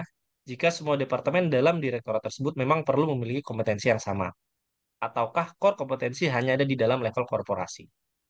Monggo Pak. baik. Uh, sekali lagi core kompetensi, tadi kita ini ya, core kompetensi itu ada sebuah kompetensi unik yang harus dimiliki untuk menghasilkan produk yang unik yang dirancang menjadi sesuatu yang unik berbeda dari yang lain. Nah, itu harus dimiliki oleh suatu organisasi yang ingin menghasilkan produk itu. Apakah itu di level kalau kita bicara holding sebuah produk dari holding sampai anak perusahaan ya. Kalau holding sampai anak perusahaan ini biasanya yang harus dimiliki sama adalah kebanyakan pada lebih pada perilaku kebanyakan. Misalnya kita mengenal ini kalau produk Astra, orang-orangnya pasti akan perilaku seperti ini, khasnya seperti ini, punya kekhasan, gitu ya. Itu kompetensi unik, tapi yang sifatnya pada habit atau pada values. Nah, jadi ini kompetensi unik harus dimiliki orang dari holding sampai ke unit bisnisnya, semuanya sama. Karena memang institusi ini ingin dikenal ada keunikan dari sisi perilaku. Nah, kalau produk bisa jadi karena kan unit bisnisnya banyak, bisa jadi produknya bermacam-macam. Astra ada produk kendaraan roda 4, ada roda 2, gitu ya. Bahkan mungkin ada mining juga, ada sawit gitu kan. Nah, itu baru bicara core kompetensi untuk masing-masing kompetensi bisa berbeda-beda pasti. Bahkan untuk yang sama pun, produknya sama, tapi karena brandnya berbeda, itu kompetensi teknisnya bisa jadi berbeda. Misalnya ada Astra Honda dan Astra Daihatsu, gitu kan. Itu kan dua yang berbeda. Nah, pasti core kompetensi teknisnya pasti ada yang berbeda pasti. Kurangnya begitu. Baik. Thank you, Pak. Pertanyaan selanjutnya, Pak. Ini dari Pak Ferdian Zahwira.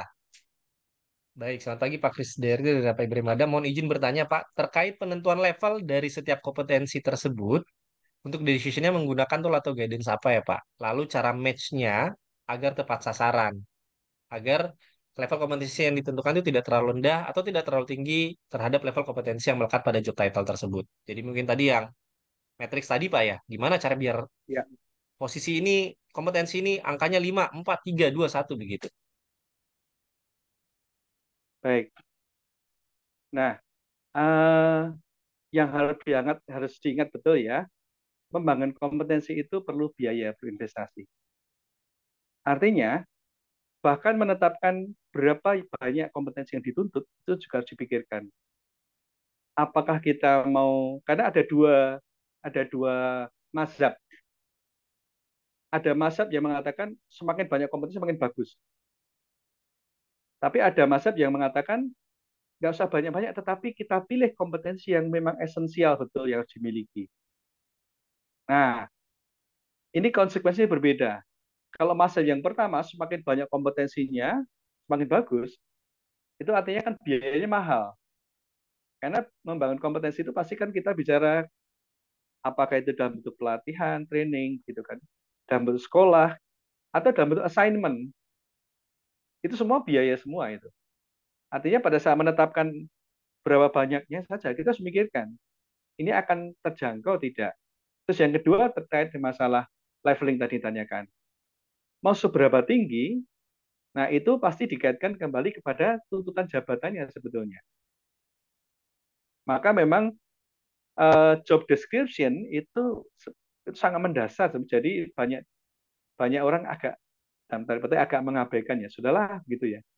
Itu efeknya besar. Apalagi nanti kalau kita sudah bicara mengenai job evaluation dan job effectiveness ya. Kalau job description tidak bermasalah, itu pasti itu nanti akan menjadi sumber bermasalah yang menghasilkan apakah itu leveling kompetensi ditutup itu menjadi keliru gitu ya. Apakah terlalu tinggi? Kalau terlalu tinggi artinya sulit untuk orang masuk ke sana untuk sampai ke jabatan itu. Atau kalau misalnya dipaksakan, maka biayanya menjadi mahal untuk sampai bisa menjadi jabatan itu. Sementara jabatannya mungkin belum tentu membutuhkan kompetensi setinggi itu. Sebaliknya kalau kurang, maka ya itu tadi kalau kurang tinggi atau tidak sesuai dengan tuntutan jabatannya, ya pasti orang nggak akan kompeten. Masalahnya banyak. Apakah di perilakunya ataukah di ya yang pasti outputnya bermasalah. Apakah dalam bentuk produk atau dalam perilaku itu pasti bisa bermasalah semua. Jadi makanya sekali lagi di dalam membuat kompetensi requirement itu harus betul-betul merujuk kepada tuntutan jabatannya seperti apa. Itu yang menjadi sumber utama. Gitu, silakan. Baik, thank you Pak Kris. Jadi tadi ada yang saya lihat adalah mazhab ini berbeda tergantung budget mungkin ya Pak ya. Ya, ya, Baik, betul. semoga menjawab Pak Ranu. Baik, ada pertanyaan selanjutnya Pak dari Pak Arif terkait asesmen kompetensi ada toolsnya. Mungkin ada rekomendasi dari Bapak terkait tools yang efektif efisien untuk melakukan asesmen kompetensi Pak. Oke.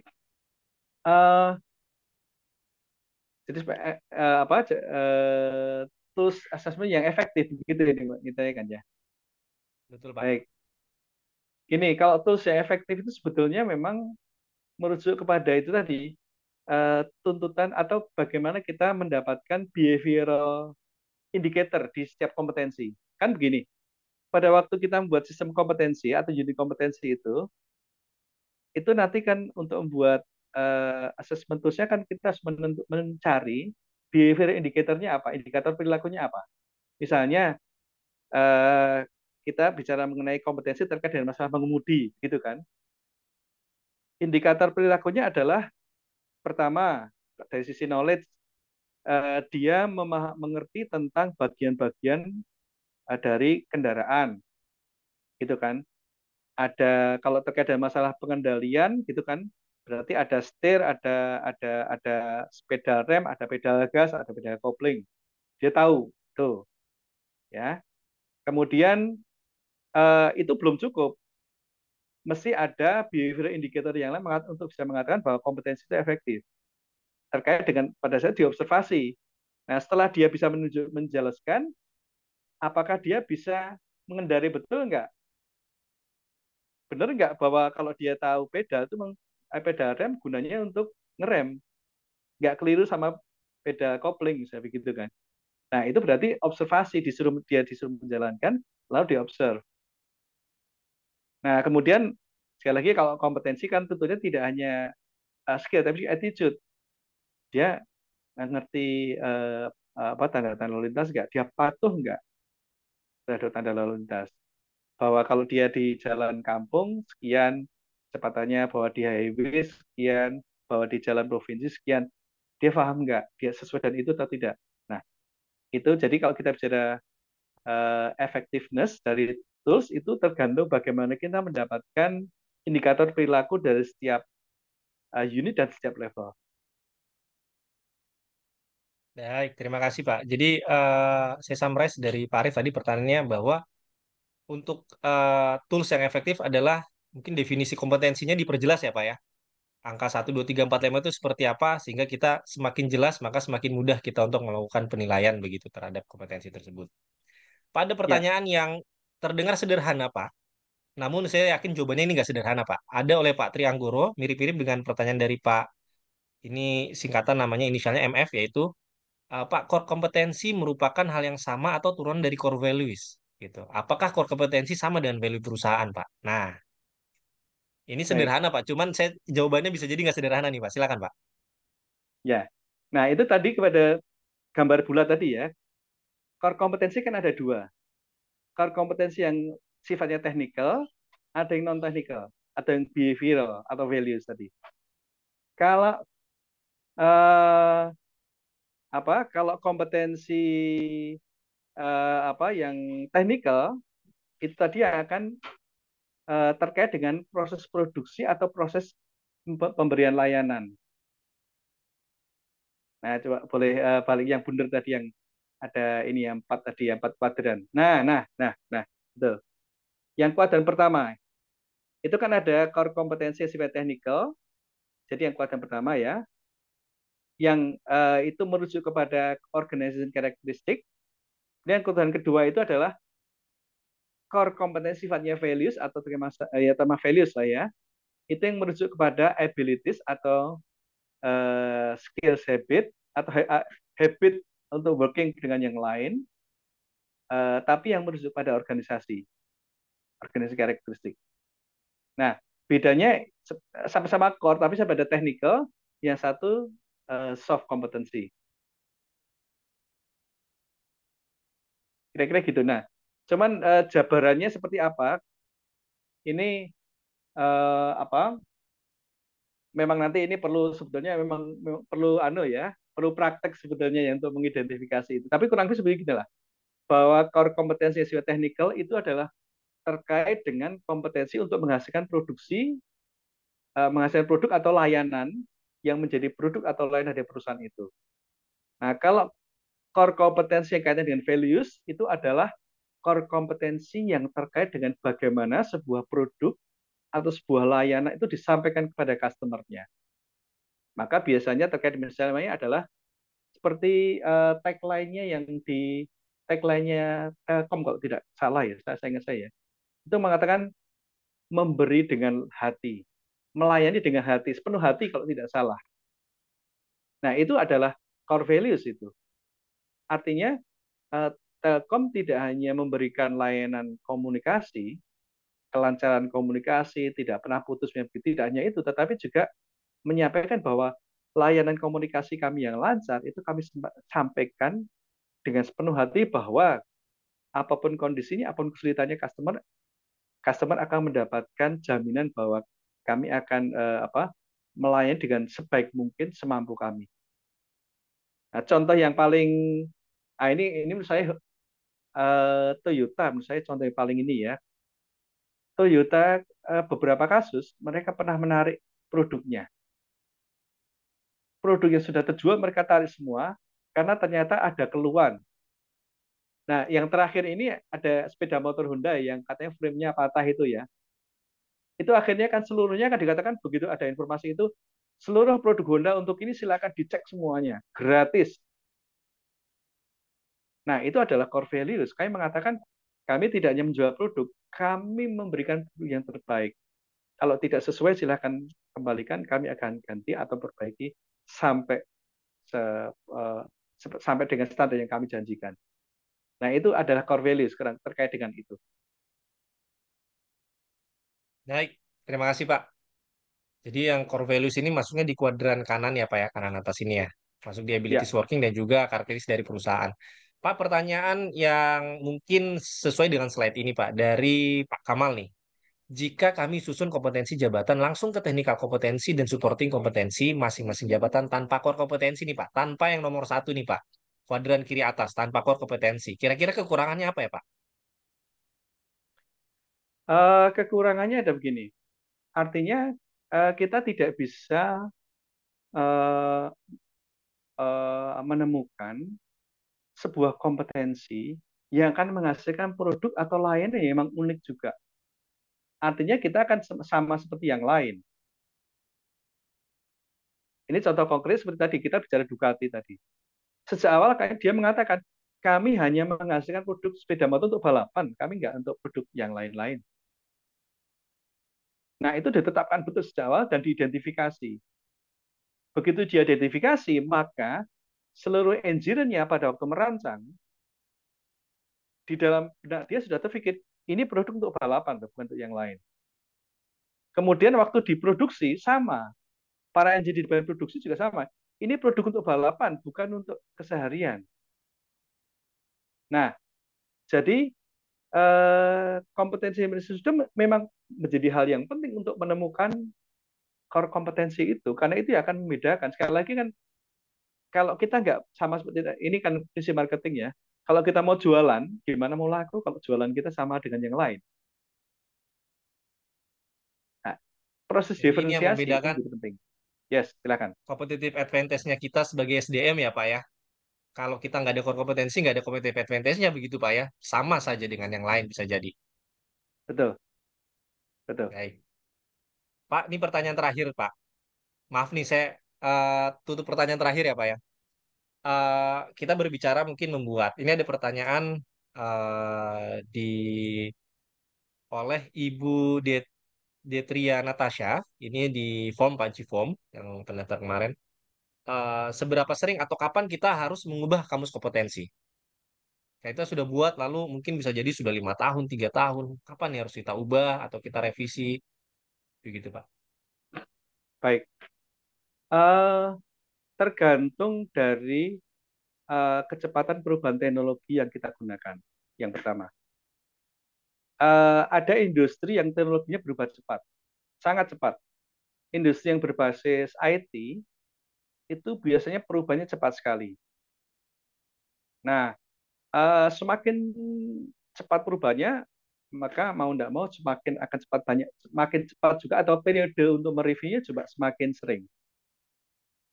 Nah, cuman ada yang berbeda. Begini, bisa jadi yang direview bukan unit kompetensinya, tetapi parameternya atau ukurannya. Itu juga bisa. Bisa jadi unit kompetensi tidak berubah. Misalnya tadi merancang, kompetensi untuk merancang, begitu ya. Itu unit kompetensi untuk merancang tidak berubah. Tetapi parameter untuk proses merancang itu bisa diubah karena teknologinya berubah. Kalau dulu parameternya dulu adalah apa milimeter, sekarang nanometer misalnya, nano misalnya begitu kan, itu kan prosesnya berbeda karena semakin kecil semua barangnya kan, dulu kan dulu pakai tabung, setelah itu pakai radio dulu kan, radio pakai tabung, berubah ke transistor, dia saya pakai IC, pakai chip makin kecil. Nah, prosesnya sama membuat media transistornya sama, hanya makin kecil saja, kira-kira begitu. Jadi sekali lagi kecepatan untuk merubah atau mereview tergantung dari perubahan teknologi atau perubahan tuntutan customer juga bisa. Baik. Oke, jadi bisa memang dari faktor luar, Pak ya, atau memang kebutuhan perusahaan secara internal juga, Pak ya. Bisa Oke, juga. saya tadi Betul. bilangnya pertanyaan terakhir, Pak. Cuman tiba-tiba ada pertanyaan lagi dari Ibu Astrid, Pak. Nggak apa-apa ya, Pak ya. Silakan. Baik. Dari Bu Astrid, Pak Kris, kalau umpamanya ada dua departemen, Pak. Dari divisi ada dua departemen, di bawahnya departemen A ini membawahi empat fungsi, Pak. Rekrutmen, talent, OD, dan people development. Apakah kompetensi teknis departemen A dibuat sebagai kompetensi departemen atau kompetensi teknik per fungsi? Nah, ini mungkin khusus dedicated departemen A saja, begitu. Ini yang saya tangkap ya, Pak. Atau memang kompetensi teknik per fungsi itu ada lagi, Pak? Eh, Kalau membuatnya biasanya kita membuat kompetensi teknis itu per fungsi memang, per fungsi. Jadi misalnya orang eh, kompetensi unit untuk bagian finance itu memang kita buat untuk finance. Tetapi penggunaannya bisa jadi tidak hanya untuk orang finance, karena kompetensi tentang finance itu juga dimiliki oleh untuk manajer yang lain, kelompok manajer yang lain. Misalnya contoh konkret, bisa kita bicara costing, gitu kan? Costing itu kan tidak hanya atau costing dan budgeting, gitu kan? Itu kan tidak hanya orang finance, tetapi orang HR harus tahu, bagian produksi tahu, semua yang lain untuk level manajer harus tahu. Hanya levelnya berbeda. Kalau orang finance terkait dengan adalah costing dan budgeting, maka dia dituntut untuk menjadi sampai dengan level konsultan karena dia harus memberikan konsultasi ke yang lain. Tetapi untuk yang manajer yang lain di bagian produk itu mungkin tidak sampai level setinggi itu. Dia cukup untuk misalnya cost and budgeting, dia cukup untuk bisa mengisi dan membuat budgeting atau paling tidak untuk menghitung berapa biaya yang akan habiskan untuk proses di dia. Kira-kira gitu. Jadi Baik. penggunaannya bisa untuk cross function ya. Oke, jadi kompetensi itu memang bisa cross function ya, Pak ya. Bisa juga by leveling juga bisa Ya, juga, Pak ya. Oke, ya, baik. Oke. Pak, sebenarnya waktu kita masih ada 9 menit nih. ya. Lalu ada pertanyaan satu lagi nih. Saya nggak apa-apa ya, Pak. Baik, ini Silakan. ini exactly benar-benar terakhir. Dari Ibu Pika Yulia ya. Untuk menentukan kompetensi manajerial, di mana departemen memiliki 4 tim. Lalu departemen B memiliki tim yang lebih banyak, 10 begitu contohnya, Pak. Apakah levelnya dapat disamakan, Pak? Kompetensi Pak Ibrahim manajerialnya, boleh Pak. Jadi diulang. satu, Hmm. jadi untuk kompetensi manajerial di mana departemen A punya 4 tim, lalu departemen B bisa punya 10 tim, Pak. Apakah levelnya disamakan? Yang satu pegang 4 tim, yang satu pegang 10 tim. Sama nggak sih, Pak, ini kompetensi manajerialnya? Sekali lagi kembali kepada eh, job description dan job requirement-nya. Eh, Seseorang seperti spesialis ya, atau untuk di kelompok spesialisasi tertentu begitu ya, orangnya mungkin nggak banyak, tetapi level yang dikelola itu adalah para ahli. Sehingga orang yang menjabat sebagai kepala ahli atau manajer ahli, dia dituntut untuk levelnya lebih tinggi dibanding mungkin dengan manajer yang lain. Karena kalau manajer yang lain, ya, apa dia manajernya pada level operator misalnya begitu kan, jumlahnya banyak, itu jumlahnya banyak. Tetapi dari sisi pekerjaannya tidak se-complicated untuk yang kelompok yang kecil ini tadi. Jadi sekali lagi untuk menentukan itu harus dilihat lagi kepada job description-nya, job requirement-nya, sehingga kita bisa menentukan setinggi apa kompetensinya. Semakin tinggi, semakin luas, semakin banyak tuntutannya, semakin luas otoritinya, maka semakin tinggi kompetensi yang dituntut dan sebaliknya. Baik. Jadi memang case harus dibedah satu-satu Pak ya, tidak hanya serta-merta yang ini punya handle 4 tim, ini 10 lantas bisa jadi berbeda atau sama itu harus dibedah. Harus dilakukan Betul, job evaluation, begitu, bahkan mungkin tanggung jawabnya juga ya Pak ya. Good. betul. Sesuai janji saya itu benar-benar pertanyaan terakhir Pak. Chris, thank you so much Pak Chris atas sharing-sharingnya. Bagi teman-teman Bapak Ibu yang mau menghubungi Pak Kris bisa by LinkedIn Pak ya kontaknya ya. Namun jangan live dulu Ya, karena saya akan share grup ODID. Saya share linknya ya. Oke, ini adalah grup ODID. Grup ODID sekali lagi sudah 3 tahun. Ini merupakan suatu ide untuk mengedukasi atau sharing terkait organization development ke praktisi HR ataupun HR enthusiast atau mungkin halayak pada umumnya yang berminat terkait HR begitu. Dan kita sangat sering mengadakan sharing session seperti ini baik online ataupun offline. Jadi silakan join kalau di WhatsApp sudah 500 lebih praktisi, di Telegram sampai 2.800 lebih, Pak. Ini jadi orang-orang yang sharing-sharing langsung sangat banyak. Saya izin sesuai tadi sudah diizinkan oleh Pak Kris, saya izin untuk share PPT Bapak ya di sini lalu nanti akan saya kirimkan juga melalui email ya, teman-teman. Oke, sebelum kita sudahi kita izin untuk melakukan foto bersama dokumentasi. Ini ada 3 page, 3 slide, 3 page yang hadir. Jadi mungkin boleh membuka kameranya, saya izin screenshot, lalu nanti akan saya save dulu, begitu ya. Silakan Bapak Ibu mungkin boleh membuka kamera. Kita izin untuk mengambil gambar, begitu ya. Mungkin kebanyakan kalau weekend ini kemungkinan di rumah Pak, begitu. Sedang relax, begitu, menikmati akhir pekan. Oke, baik. Oke, kita lakukan, Pak ya. Agak sulit kalau kita tunggu semua. Kita coba. Baik, saya hitung. Tahan dulu. 1, 2, 3. Terima kasih. Saya like untuk page selanjutnya. Baik, 1, 2, 3. Oke, terakhir. Baik, sebentar. Bapak Ibu saya save dulu. Oke, oke, sebentar. 1, 2, 3. Oke, terakhir. Oke, 1, 2, 3.